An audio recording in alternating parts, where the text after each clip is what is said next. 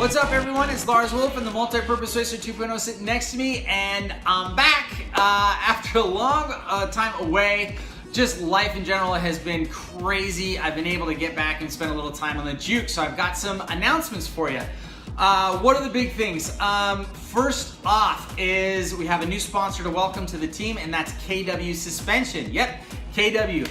They're going to be helping us out with some custom units for tarmac and the gravel setups that we need for the car and the support behind that for the 2019 season. So stay tuned for that. We have some more technical stuff coming with their involvement. So welcome everyone, and check out their website at KW Suspension for all the stuff that they might have for your car. Next, we're going to SEMA. So out of nowhere, I was invited by Titan Fuel Tanks to represent them and their booth in front of the South Hall in the SCORE Baja 1000 off-road section of the show. So I'm super stoked about that.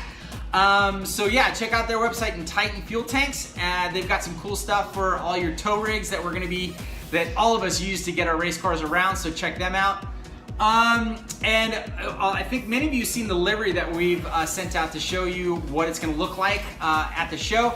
So John Del Toro and Del Toro Industries is going to be taking care of that for me. So stay tuned for more update videos and from him about what the car's slowly going to be coming out to look like.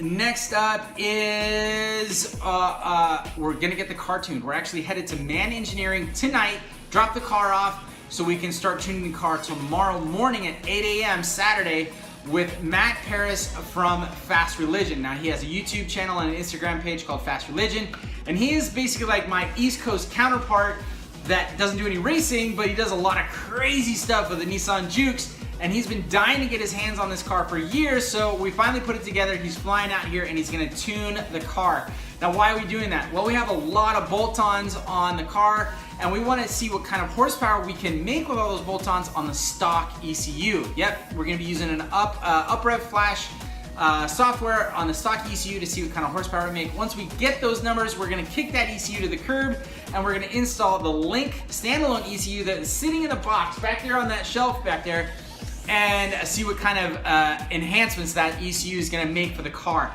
So along those lines, we're going to be working with Link ECU to create a, not a plug and play, but a standalone ECU that can go right to the factory harness on any MR16 DDT equipped car. So the Juke, the Sentra, and maybe a couple other cars in the world market. So stay tuned for that. The last thing is we've got invited to the final round of the Global Time Attack at Buttonwillow Raceway in November. So just tons of stuff coming along, and I can't wait to share more with you.